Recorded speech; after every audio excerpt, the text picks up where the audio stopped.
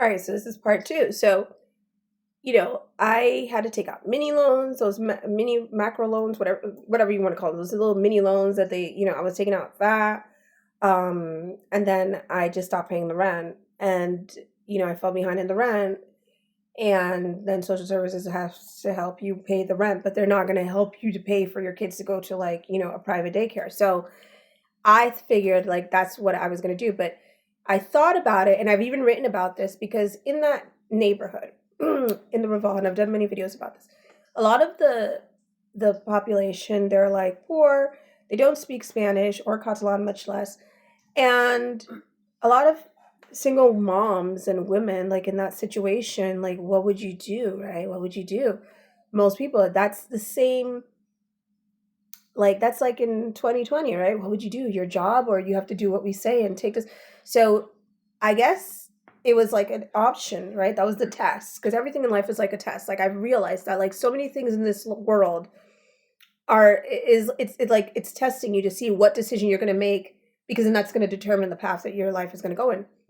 So I decided that no, I'm not going to let them traumatize my child so that she can be like messed up, just because I have to work and pay the rent. No, screw the rent and screw everything else. But she has to get out of that environment immediately. Because if you know anything, like I said, about education psychologically, that's like the worst thing you can do. Rejection is worse than like even like physical violence to a child, just to let you know. All right. So if that teacher was like rejecting her and doing all these things, that was psychological abuse is 10 times worse, right, on kids. So, like, at the time, I just couldn't fathom, I couldn't understand, like, she has a child. Why would you do that? Why would you do that? Why? Just because the other social workers said, like, they need cases and you're doing that? That was my thinking. Now we know it's a simulation. You got demons running around. Now we understand, but, they're eating folks out here. But you know what I'm trying to say? At the time, I was kind of like, what is that about? So when I tell my mom the situation, she's all like, "Oh yeah, sympathetic." Because, like I said, narcissists, they like when you, and my mom especially, they like when you're in a bind, because then they can pretend like they can hold things over you, they can save you, right? And remember, she was giving me like money all these months, like without an issue. So then when I came to her and I'm like, listen, I resolved it. I figured it all out.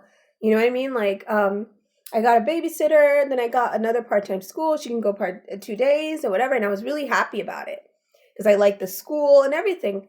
So I was telling her about it. And when I was talking to her about it, I was like, yeah, look, I even bought like, because it's a private daycare, you have to bring your lunch. So I bought her a new little um Tupperware thing, and I bought her a new little water bottle that's like cute with like little designs. And the woman just interrupted me and just said, "You make me sick."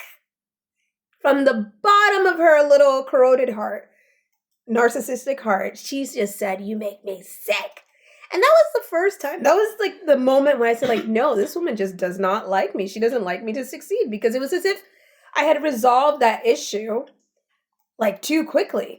And I feel like in that case, she even let that slip out. But mind you, now when I look back at it, and I realize, like, wow, for her to have said that is because, like I said, this was someone who was not necessarily rooting for you. And all this time, this is a person that you're confiding in because you think that that's your mom.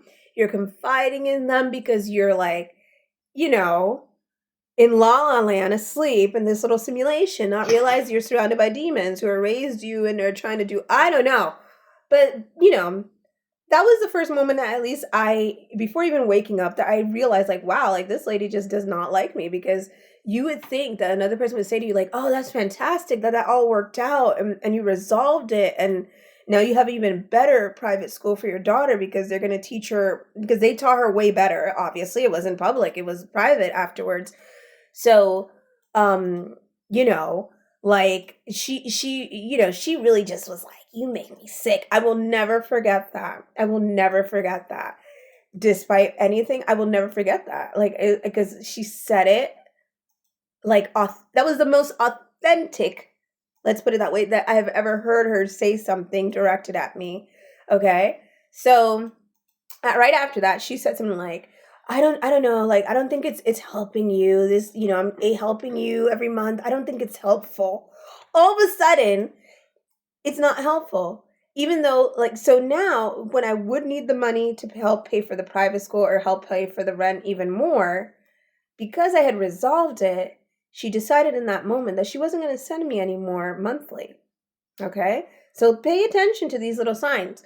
Why am I telling this story? I'm telling this story not only just to just tell the story, but because I was scrolling on TikTok the other day and I saw this young girl and she's young. And this is why, like, I feel like as 40, 41, I am 41, this is what I would tell any young person, especially a woman, because I've heard these kind of stories before.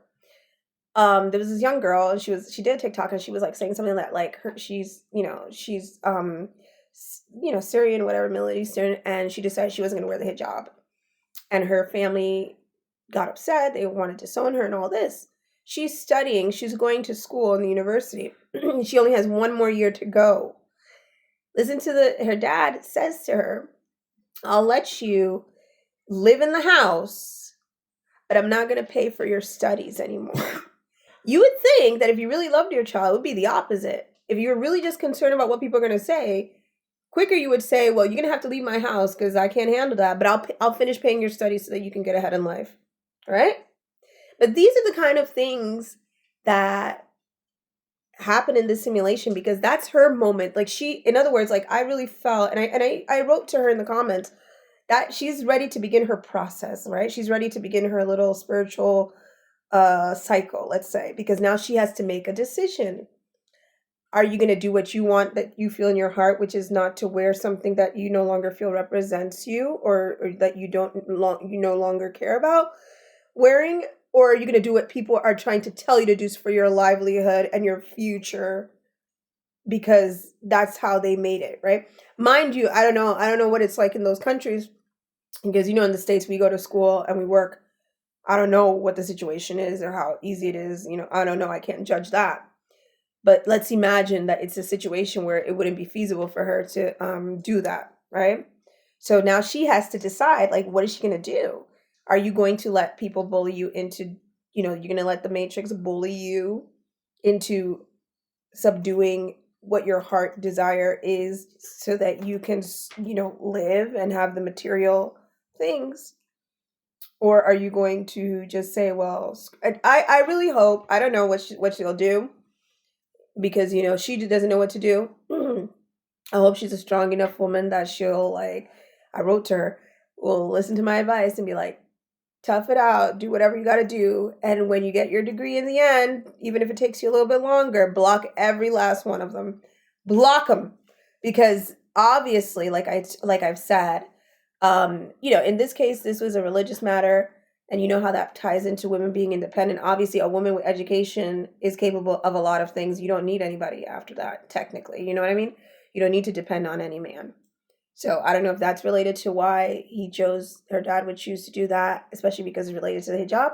But I've heard stories like this also from people who have said, like, they have fallen pregnant, they got pregnant young teen girls, and their parents like threatened them and said, like, oh, if you don't keep the baby.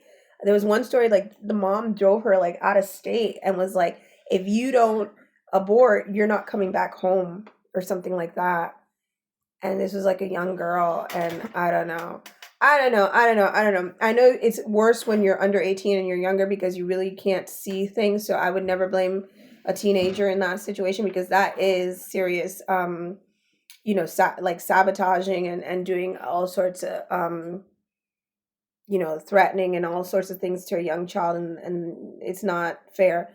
So that, to me, in those situations, like I've seen those kind of things happen, but you have to understand, we live amongst demons. Just because they claim to be your blood relatives and all that doesn't mean that you know what kind of soul that they're walking around with inside of them. And like I said, these are tests.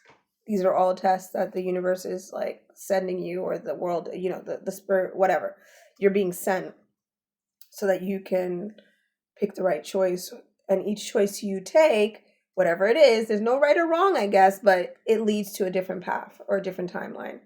So just something interesting. So I just wanted to tell that story and just tell everybody to make sure you follow your heart as much as possible in this reality. Do what you want to do, not for material things, but what comes out of your heart, because that is true manifesting.